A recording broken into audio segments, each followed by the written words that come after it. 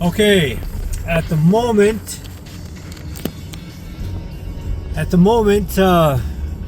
my uncle is driving an F150 Coyote engine. I believe it's a 2018 355 rear end. It's a regular cab long bed. The GVWR of that vehicle, is 6,500 pounds. The Ranger is 6,050 pounds. So he is towing with the Gen Y glider hitch right now. He towed the trailer empty with a standard ball and hitch. It had the 4-inch drop on it, and well, we're gonna pull over here in another X amount of miles, and he's gonna compare the two trucks, different engines, different powertrains, different rear ends, so we can kind of get a feel as how it is I rave and rant about how good the Ranger is at towing. So just a small update. Just some quick specs on the pickup truck, the F150. It can tow 8,600 pounds, and it has a cargo of 2,100. The Ranger is maxed at 7,500 pounds, with this particular truck I have being a cargo of 1,700 pounds. Okay, now my uncle is driving with the 2024 Ford Ranger. As you can see, it doesn't quite stick out the sides the way the F150 did, so it is narrower.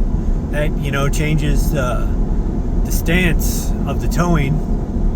But I do have the road active suspension on there, and he's all hooked up with the Gen Y glider hitch, rated for 7,000 pounds. It is a torsion hitch. Best hitch on the market is Gen Y products.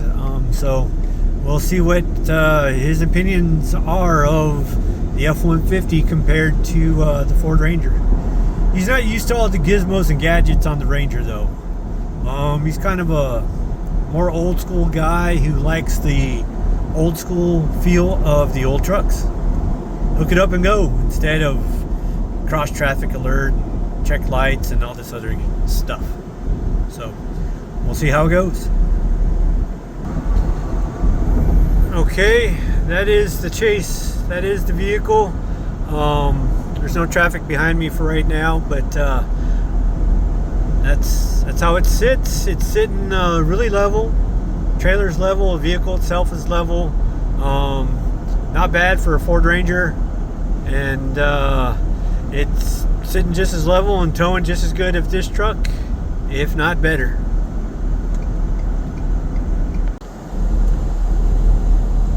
I did notice something as he's driving my Ranger. I'm in this F150 Coyote engine, 355 rear end right now, regular cab, 6-foot bed, or 6'5", or 6 feet 6 inches, whatever. But I did notice something. He's driving a lot faster in my Ranger than he was in this F150. He's constantly doing about 65, 70, where when he was driving the F150, he was doing about 60, 65. So either he really likes the power in it, or I don't know. But just something I noticed that he's doing. Okay, my uncle did not want to be on video. Give me a minute.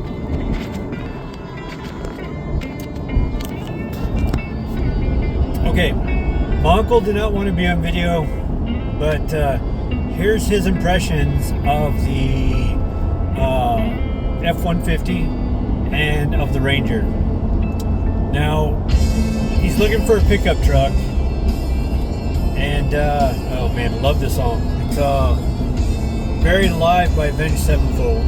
Anyway, he said that, yeah, the 355 rear end, the F-150, he would give it gas and it just it would go, but it just wouldn't go. It went, but no problems towing. It just didn't go. So he liked it. He likes the V8, the simplicity of the vehicle. Hook up the trailer, go.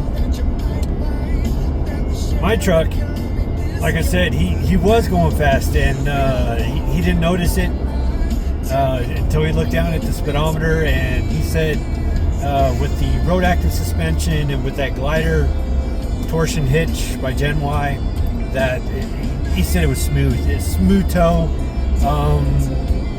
He knew the trailer was back there. We were towing about 5,100 pounds. It was a 3,100 pound car, 2,000 pound trailer. Do the math. 51 if I passed first grade correctly. So he did notice that, and he could go from 60. He just gave it a little gas, and the vehicle took off. It took off on him. He did notice that it was amazing passing power. He did pass a few vehicles on the expressway that were doing 60. Speed limit 70, by the way. He's like me. No reason, no matter what the speed limit, to go over 70. 65 is where we like to keep it when towing. He does not like the complexity of the Ranger. Too many buttons for him. He's old school. He likes to get in the truck, hook up the trailer, go. He didn't like that you had to choose a profile for the trailer, and you had to move to tow haul mode, and cross traffic deactivated. He didn't like all that. He just wants to get in it. He doesn't like the ass that the trucks have. He just wants to get in and go. I told him there was a button to disable the ass. I did disable that for him though before he took off. But he knows it's there. He just doesn't like it being there. He doesn't like the complexity of the Ranger. He loves the power it had. He loves the way it towed. Even though the F-150 has more power, more torque, longer wheelbase, wider wheelbase. But for what we do, he prefers the Ranger. Well, in reality, he would buy the F-150 because he doesn't like the complexity of all the gizmos and gadgets of the new vehicles. Fair assessment. I agree with him. When we're out there doing work and we got trailers attached and we're just going from one dirt road to the other, it is a pain in the ass. You just want to hook up and go. That's why a lot of times we don't even hook it up. We just put the ball on there and just take off. We don't even do lights or anything. We're on country roads anyway, so nobody's around. Nobody cares. So, yeah, he like my father. Mind you, they were all born in the 50s. I think my uncle actually he's only 20 years older than me, so he's about 60 something or late 60s, early 70s, somewhere around there. So, yeah, those were his impressions. Other than that, he much prefers, well, he likes the way the Ranger is. He likes the power. He doesn't like the complexity. Likes the simpleness of the F-150, but he doesn't like the way it tows. So, what's one to do? What's one to do? I completely love the Ranger. Long road trips.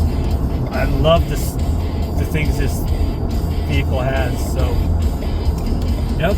In a nutshell, he didn't want to be on film, so he doesn't want to be on film saying this. He'd rather not. So, which is why I'm telling you about it. But thank you to my uncle, shall remain unnamed, for doing the review of the F-150 and the 2024 Ford Ranger in towing.